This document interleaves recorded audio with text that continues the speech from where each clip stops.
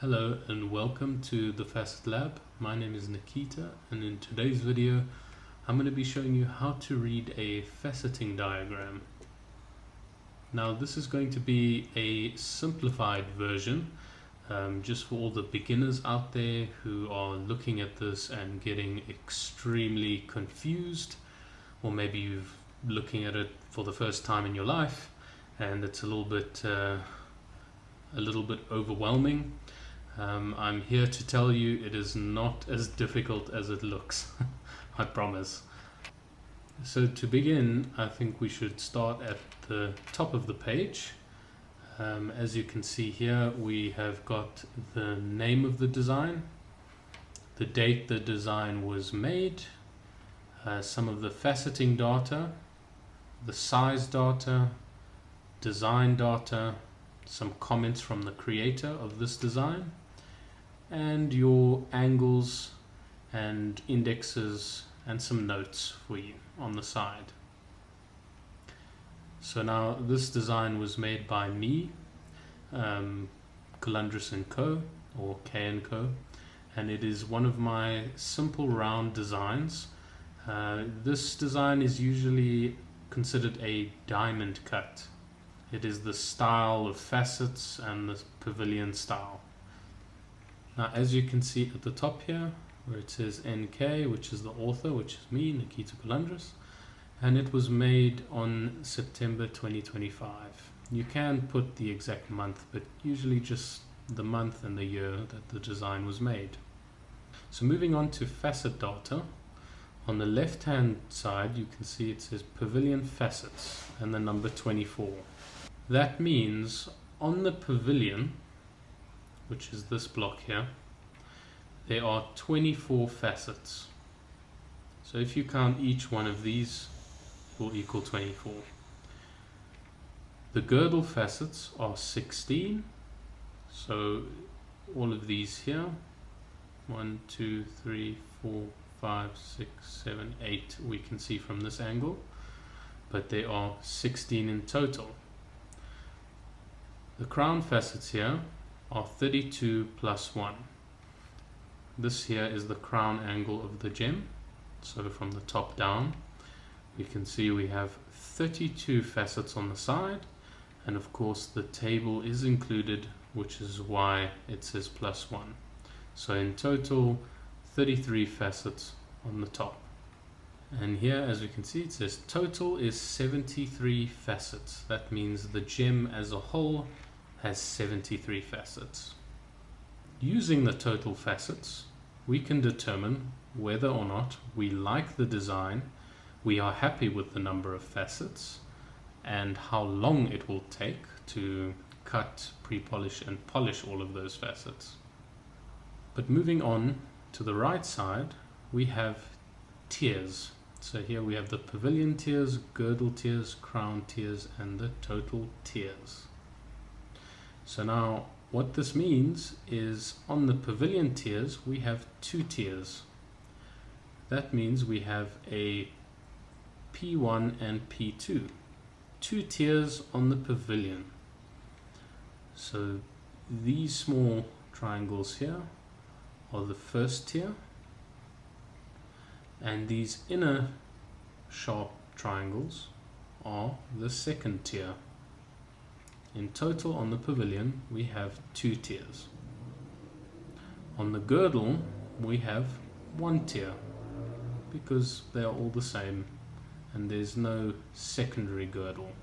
Some stones do have a secondary girdle and it will say 2 or more.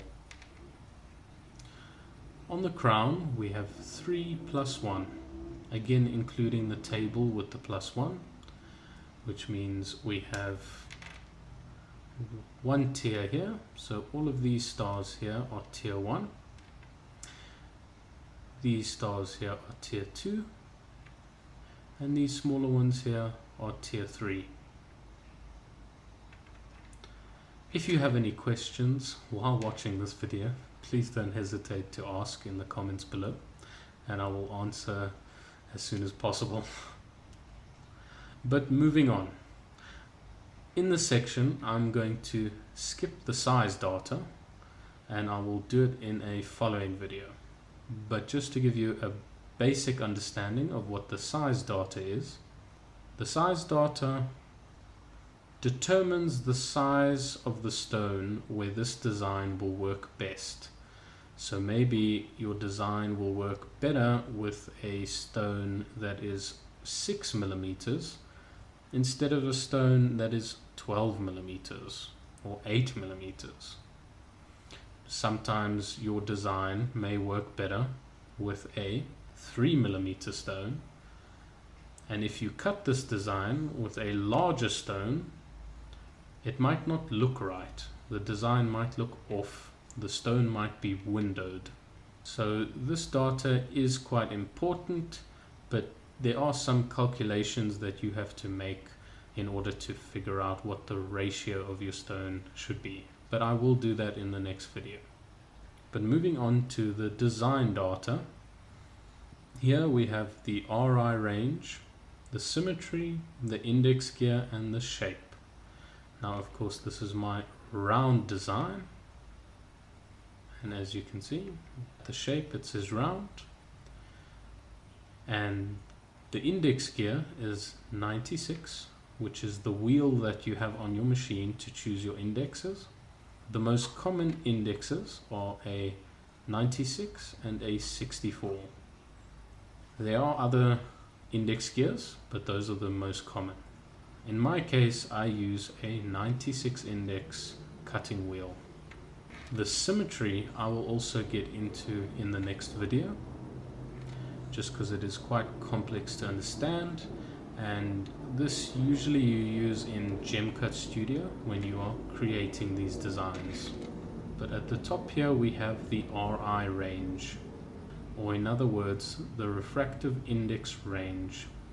And here we can see it is ranging from 1.58 to 1.60. Now this information is extremely important. As I'm sure you have figured out, or you know already by now, different stones have different refractive index ranges. And when you are looking for a design to cut for your gemstone, you need to know what the RI of that gemstone is. If the RI of your gemstone fits into this range, then this design will more than likely work with your stone. Of course, factoring in the size that you want to cut it at. The RI range that we see here determines the angles that we see here. If your RI range is very low, usually your angles on the pavilion will be higher. And if your RI range is high, usually your angles will be lower. If you use low angles on a low RI, the stone will become windowed, and that is exactly what we try to avoid when cutting gemstones. I will be making another video on refractive indexes and windowing and light refraction in a future video, so look out for that as well. And then we get to comments. So this is my comment: simple diamond style round design. That is exactly what this design is. It is very simple, and it is one of the most common diamond cut round designs. Moving on to the last part of your faceting diagram, we have your pavilion and your crown, and on the side we have some notes. Not all faceting diagrams have notes, but I always include notes, so if I share this faceting diagram with someone, they understand the first steps of starting and cutting this specific design, which will make it easier for them. So as you can see, my first note is to cut to a temporary center point. TCP stands for temporary center point. That means the first step after dopping your stone and starting to cut is to set your angle at 43.5 degrees on the P1 facets. The P1 facets are shown here on the cutting diagram, which means for this design we are going to start with these facets first, and each of these facets correspond to each of these numbers, which you will see on your cutting wheel or your index wheel. So the first step would be to set 43.5 degrees on your mast of your cutting machine. Then you would set 0.3 on your cutting wheel, and the way I like to do it is using the meat point cutting technique. So at first these stars will not be there, so you have to cut these facets to a meet point in the center, hence why it says temporary center point.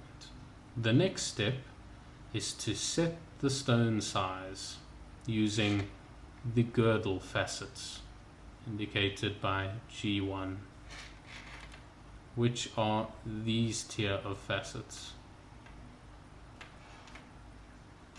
And usually the same indexes apply to the Pavilion or P1 facets to the girdle facets because they meet. So these facets meet with these facets, and these facets also meet with the girdle facets. Once you set the size of your stone, you move on to the P2 facets. So you will set 42 degrees on your machine, and you will use these indexes to create these stars. Now when you are cutting the P2 facets, the meet points are shown.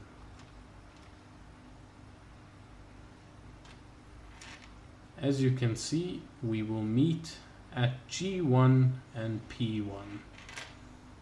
So G1 means the girdle facets. This is our meet point.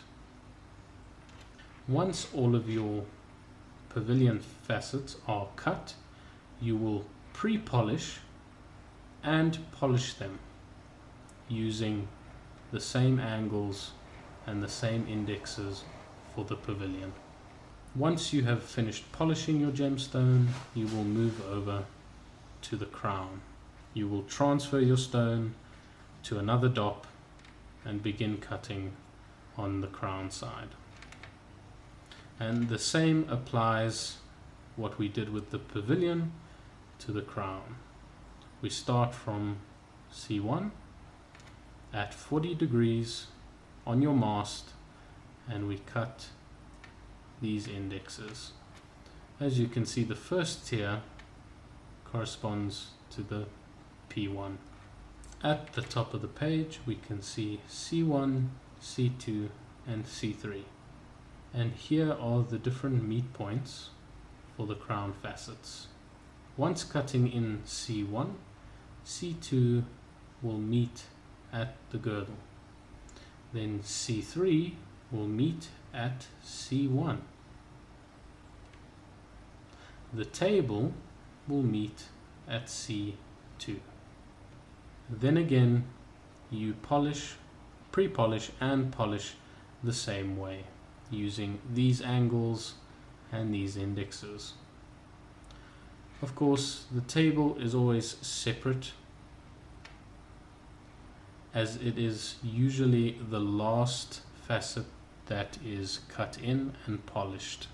Some people actually do the reverse and they polish the table first, cut the crown and then the Pavilion, but for me I enjoy doing it from the Pavilion, then the crown, then the table. This allows absolute precision, especially when using a machine like the Ultratech V5 faceting machine. On the screen I'll show you one of the designs I have cut using this faceting diagram. The stone that was cut is a tourmaline from Namibia, and it is a stunning blue-green color, and it is one of my favorite gems that I have ever faceted. But anyway, I hope you guys enjoyed this video. I hope you learned something, and if you would like a more detailed video about this or would like any other tutorials, please let me know. If you have any questions, also drop a comment. And yeah, thank you guys so much for watching. Please make sure to subscribe if you're new to the Facet Lab, and I'll see you guys in the next video. Cheers.